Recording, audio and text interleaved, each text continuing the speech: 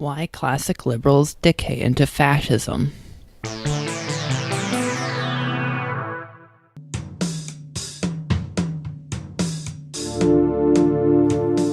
For a while now, I have been trying to figure out why people in the libertarian right wing of politics have been sliding into authoritarianism.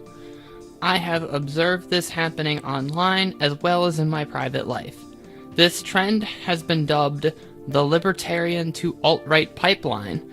By this point, hopefully we all understand that this trend exists, and that it is a serious problem. While I don't think they can grow in the shadows unnoticed any longer, we still need to understand this pipeline to have any chance of preventing the spread of fascism. Part 1. Classical liberalism and contradiction. A while ago, a friend of mine asked me for help, for a friend of his became a neo-Nazi. He didn't become one due to a group recruiting him, and he didn't seek out a group of neo-Nazis to join. His journey into becoming a neo-Nazi was entirely an online one. This panic over how did this happen and what do we do led me to make one of my first videos. The video that you are watching now is somewhat of a remake of that video. I was trying to answer why and how do people change worldviews? Specifically, how and why do some classic liberals become fascists? Here is what I have come up with. A worldview is a collection of propositions or statements. Some statements are made explicit, some are presupposed, as in someone accepts them as a foundation of their worldview without even being aware of it. People can hold worldviews that contradict reality or are self-contradictory, but these contradictions are sore spots. Having them poked at by others stings. Also, it is through these logical contradictions that people are able to change worldviews, by resolving the contradiction and moving into another worldview. Let's now use this framework to examine the classic liberal.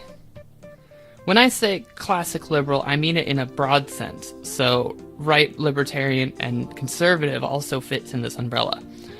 These are the three ideas that I think are central to classical liberalism. 1. Capitalism is a meritocracy and is good. For many classic liberals, capitalism is understood as a track race that we are all in. It's a competition, and the winners are the ones that have worked the hardest to sprint the fastest. 2. Freedom and personal responsibility. Classic liberals want the individual to have as much freedom as capitalism will allow, but they believe that if you choose to do something that hurts your chances in this capitalist track race, you must face the consequences. 3. All people are created equal. Now, this idea was not really applied back when the founders of liberalism and America were doing things, but modern classic liberals do accept this point for all people.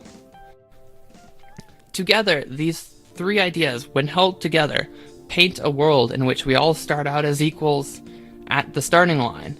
Then we do the capitalist track race, and if you lost, it's completely your fault and no one else's.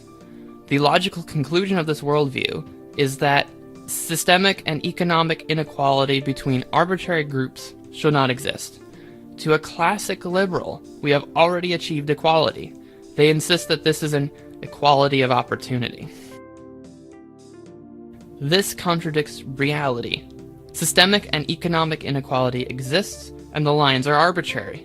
The YouTuber ContraPoints has made a video called America Still Racist that goes into great detail of one example, the systemic racism in Baltimore. Let's examine this contradiction a bit. A consequence of this contradiction is that classic liberals tend to have antagonistic outlooks on organizations that represent this reality. Classic liberals don't actively hate black people, but they actively hate Black Lives Matter, an organization whose stated goal is to end militarized police brutality in their communities. I have seen that when a classic liberal starts complaining about Black Lives Matter, they think that they reject belief 2, that they are just not accepting personal responsibility. Also, notice how this contradiction causes classic liberals to hate Black Lives Matter more than fascists do. Fascists hate black people, but are indifferent to Black Lives Matter since they tend to use its existence in their narratives and propaganda. So, let's suppose our classic liberal has had this contradiction poked and prodded at enough, and now they need to resolve this contradiction. They do this by rejecting or negating one of these 3 core beliefs. They could modify belief 2 so that they accept personal freedom, but acknowledge that you can't explain inequality with personal responsibility. This is what has happened historically in creating social liberalism, or what most Americans think when they hear the term liberal. The idea that the problem with the capitalist racetrack is that some people started closer to the finish line than others based on arbitrary reasons, and we need to do something about this. This worldview has its own problems, which are outside of the scope of this video. I doubt most classic liberals would accept this anyway, especially since this perspective is a really common one that they already know about and have rejected for a long time. The classic liberal could reject belief 1. They could believe that this capitalist track race is actually bad, and that it sucks that we are all forced to run, and that the capitalist track race itself leads to problems. This would be a move to the left. This move is unlikely, as most classic liberals haven't actively thought about this point. Capitalism is something that they tend to presuppose. It's the invisible basis of their worldview. As such, this means that most classic liberals will start to reject belief 3. They will stop thinking that all people are created equal. The classic liberal becomes a bigot. A bigot believes that everybody starts out in this justified capitalist track race at the same place on the starting line, and those who fail deserved it, and then they turn to bigoted biology to explain inequality. They turn to biological differences between males and females. They turn to genetics. A bigot's worldview is 1, 2, and not 3. A bigot often does not identify as such. They often still identify with whatever they initially identified with before. They often won't be too open about their bigotry, since there is a social taboo around this bigotry. But this perspective is very common in media despite its tendency to try to hide itself. Part 2.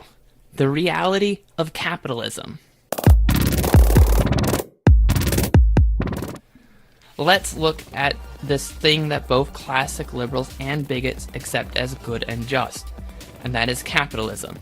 Capitalism is a system in which a worker receives a regular paycheck for working in a business. Often, many people consider winning in this capitalist track race to mean getting a large enough paycheck to live comfortably, and the prize being the size of the paycheck. Generally, a capitalist society needs to provide paychecks for most people so that they can live comfortably. Otherwise, the society needs to have reform or deal with a rebellion. However, one way a business can increase profits is by paying less in wages. Notice how earlier I said capitalism needs to provide for most. Well, if most people are provided for, but some people get screwed over badly, capitalist business can increase profits without risking reform or rebellion. This is capitalism's financial incentive to maintain inequality. This phenomenon is made very clear when we look at undocumented immigration in the US. Because they aren't official US citizens, they can't unionize or vote or do activism to increase their standards of living. They can be paid less than minimum wage with no consequences. If an individual becomes a problem, they can be deported.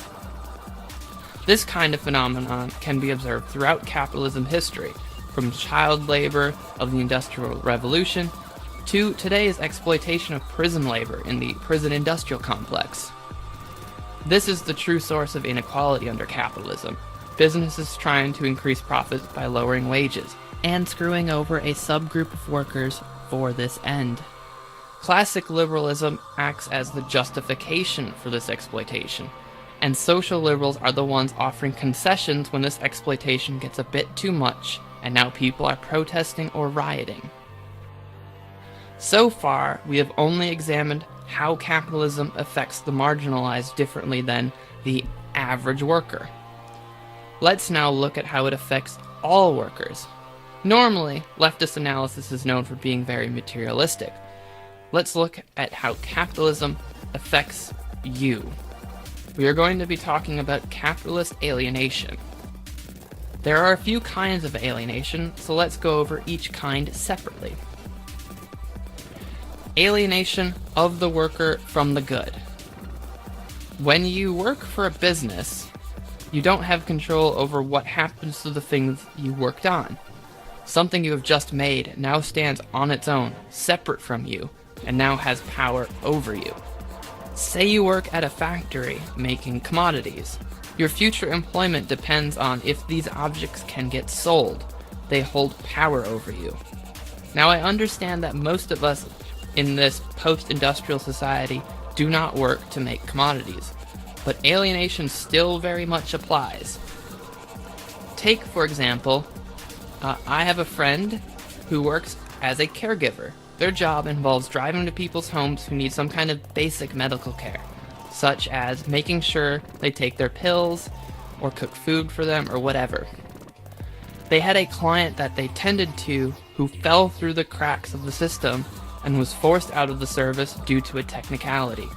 My friend could no longer help this client, and the client had to stay in a hospital, where he eventually died of an infection due to the hospital's conditions. My friend's ability to help someone acts alien to them, as it is directed by the profit motive of the non-profit organization that they work for. This alienation still very much applies in the service sector. Alienation of the worker from the work process. Not only is the product itself alienated from you, but also the choices surrounding how you work. The boss needs you to work in a very specific way or fulfill a specific function in the bureaucracy. How you do this is often monitored, so they can maximize their output out of you. The work environment itself is outside of your control. Even though you spend most of your time at work, the owners, who may have never even stepped foot inside of this building, have a say in how it looks and operates. Alienation of the worker and their species' essence. As a living creature, you have physiological needs, be they food, water, a place to sleep, medical needs, etc. The ability to fulfill those needs, the means of subsistence, are separated from you, and thus those physiological needs are alien to you. They now hold power over you. You must find a way to be useful to some business owner or starve. Participation in the capitalist track race is not optional. Alienation of the worker from other workers. In the bureaucracy of business, you can't really see yourself as part of a community of workers. You are competing with each other for raises and promotions. The members can be arbitrarily let go. You can be let go and now forced to find a new community. You are forced into being an atomized individual who can relocate yourself around the needs of business. Those are the classic 4 kinds of alienation. In today's society, I see more problems. You haven't escaped the influence of business once you get home. Businesses need to sell things, and in an attempt to increase the speed at which things get sold, they spend money on propaganda for commodities, or advertisement. Coercion happens when somebody does something to make you do a thing you otherwise would not do. Advertisement coerces you into buying products. Often this means prying at your insecurities. This can mean making women feel like they are not attractive enough and need to buy cosmetics. This can also mean making men feel emasculated, with the solution being testosterone supplements or gym equipment or guns or whatever. Marketing can also try to create a community around a commodity. This is known as cultivated identity, and Peter Coffin has some very important documentaries on this subject, which I highly recommend. And the final problem I wish to talk about, humanity's economy itself is alienated from humanity. We are all subject to the powers of the economy, through either boom or bust. Nobody, rich or poor, wants the economy to bust or enter crisis. But this is not a thing anybody has any control over. Our own industry is poisoning the planet, and we will be faced with the consequences of this in a few generations. But we can't seem to fight the will of the economy, even when our goal is to have it sustain itself. We have no control over where this capitalist track race takes us. We must follow its path, even if it's off a cliff.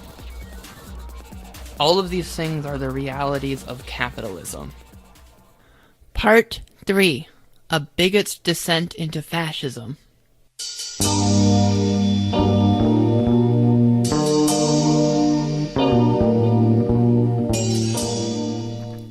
Let's now return our attention to the bigot, who believes in these 3 ideas. 1. Capitalism is a meritocracy and is good. It's a competition. The winners are the ones that have worked the hardest to sprint the fastest. 2. Freedom and personal responsibility. If you choose to do something that hurts your chances in the capitalist racetrack, you must face the consequences. 3. Not all people are created equal. This is used to explain who loses in the capitalist track race, as they believe biology is the reason. And we now know the properties of this capitalist racetrack, that it alienates all of the runners, and that the track race is turbulent and uneven. The system itself can fail them, and now the bigot has to explain to themselves how, despite trying hard, having the correct genes, they lost in the capitalist track race. They also have to explain this alienation that is caused by capitalism. This means that they are at another contradiction. They need to negate one of their core beliefs. Since capitalism is generally an invisible presupposition and not something they are actively thinking about, the bigot negates belief 2, freedom. They no longer believe their failure in the capitalist race is their fault for choosing to do something wrong, but some external other caused them to fail. And since they accept belief 1, capitalism, this external other becomes some scapegoat group of people. They believe this other is the source of their alienation and problems, and that if negated, it will end their capitalist alienation and put the correct people themselves back into succeeding at the capitalist track race. This is how a bigot becomes a fascist. Their worldview is now 1. Capitalism is a meritocracy and is good. It's a competition, and the winners are the ones who work the hardest to sprint the fastest. 2. No freedom and personal responsibility. Some external other is the reason the fascist is failing at the capitalist track race, and that's why they are losing despite being superior. 3. Not all people are created equal. That they believe that there exists the superior and the inferior, and biology is the source of this. One thing we can observe from looking at present-day fascists is they are mainly preoccupied by the effects of capitalist alienation. They rally around community and identity, things that are lost to them due to the alienation of worker from other workers. They rally against consumer culture or cultivated identity. They rally around masculinity, which is something advertisers work tirelessly to make guys feel like they don't have unless they buy some commodities. For the cause of ending this alienation, they are willing to kill the other and become martyrs. We have now described how a classical liberal can descend into fascism.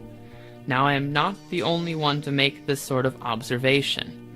Let's look at Adorno and Horkheimer, two people who have fled Nazi Germany and managed to get to America. Together, they wrote a book called Dialectic of Enlightenment, in which they try to understand how the ideas of the Enlightenment, of classical liberalism, can undermine itself and produce fascism. They understand the idea of enlightenment to mean rationality and freedom. This is most exemplified in Kantian ethics, where Kant believed that ethics should be based on reason. You do the right thing because you have convinced yourself that it is the right thing to do after following the light of reason wherever it went. The opposite of enlightenment is myth, which Adorno and Horkheimer understand to be irrational and barbaric. You do what you are supposed to do because it is the mandate of the gods. The king is the king because of his divine, God-given right to be king. Adorno and Horkheimer point out that despite the Enlightenment's best attempts, it could not eliminate myth. Our societies have both the rationality and freedom of liberalism and the irrationality and barbarism of capitalism. Our societies must be understood as the union of opposites between enlightenment and myth, or as the contradiction between enlightenment and myth. Using this framework, they understand fascism as what happens if myth wins and eliminates enlightenment, which is to say, fascism is the negation of enlightenment. Adorno and Horkheimer explain that this effect, or dialectic, is best understood when looking at the Odyssey, specifically the scene with the sirens. Odysseus, the captain of the ship, represents enlightenment, and his ship represents liberal society. He must, due to the irrational, brutish forces of capitalism, sail on a specific path. There is no alternative way.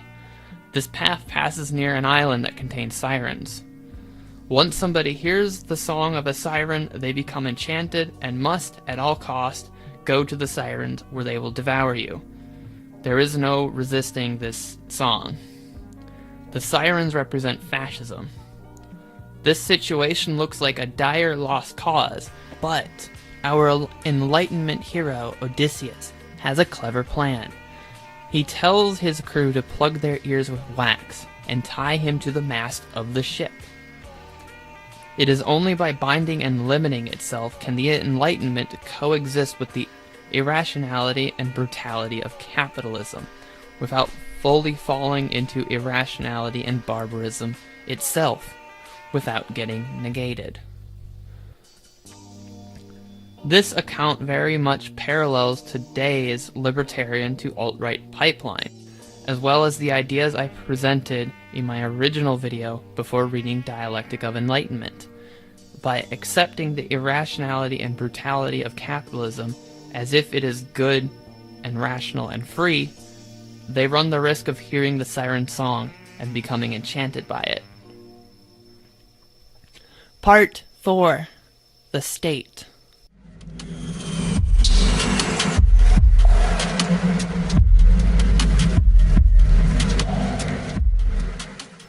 So, we know the libertarian to alt-right pipeline exists, and hopefully we now have some understanding of the underlying mechanisms that drive this.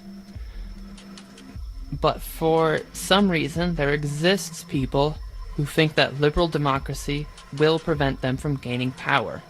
Let's examine this by comparing fascism to a completely unrelated ideology, anarcho-primitivism.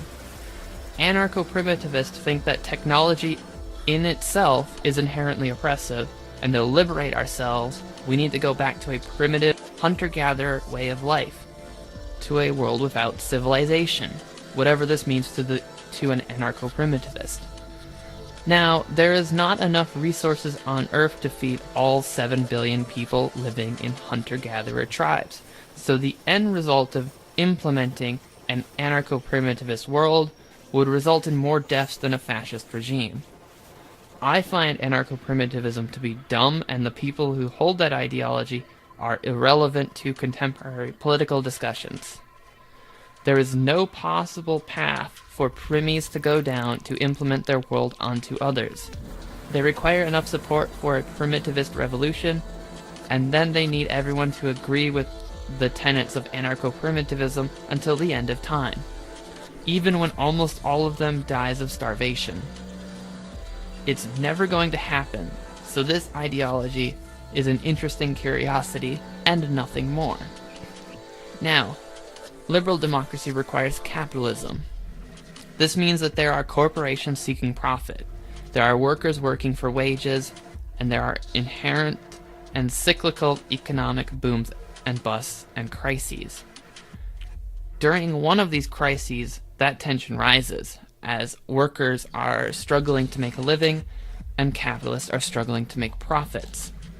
This tension can result in pushes for reform or revolt.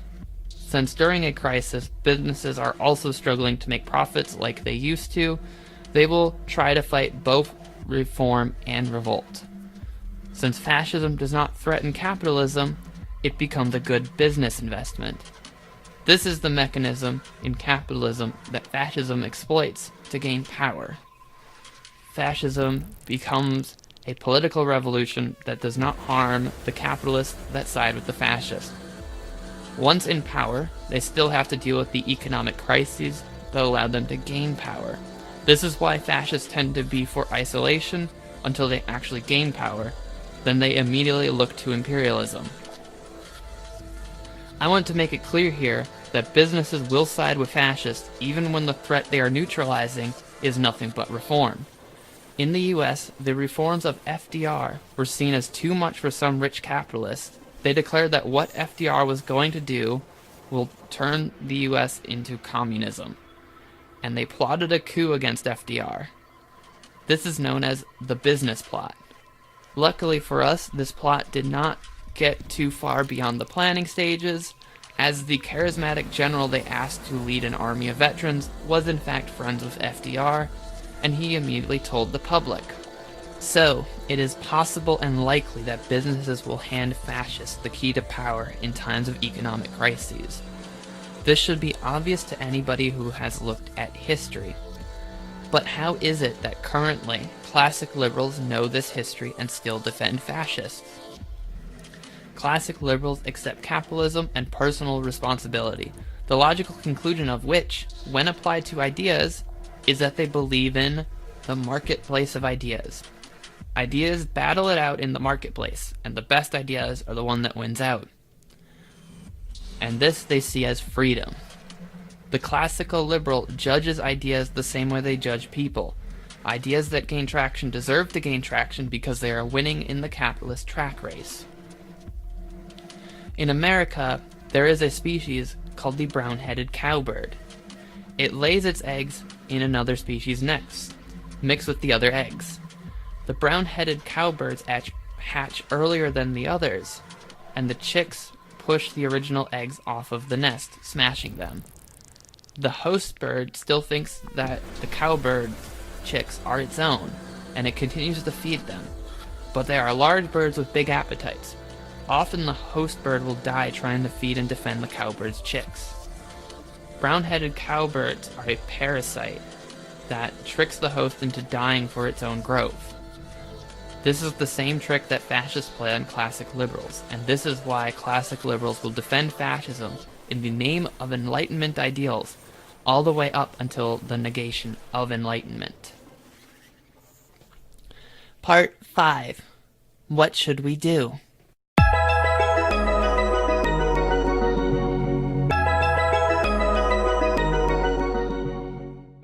Earlier, I told you about somebody in my private life who became a neo-Nazi, but did not join any groups. I am glad to inform you that he has since dropped that shit and now identifies as a centrist. The problem is that I do not know what caused him to drop it. I have no magic cure for neo-Nazi ideology. There exists an organization, Life After Hate, whose goal is to get people to stop being fascist. They say that they need to find the specific issue that led someone into fascism. So there does not seem to be a one-size-fits-all cure. So let's instead look at how to prevent people who aren't currently fascists from becoming fascists. I have described this process as having two stages, but for both the classical liberal and the bigot, they presuppose capitalism. Fascism seems to be a unique problem in capitalism, but as I have explained in a previous video, rules for radicals, yelling for revolution on Twitter does nothing. What I think we should do is criticize capitalism. We need to show what problems are a fundamental part of capitalism. Problems like alienation, exploitation, cultivated identity, etc., etc.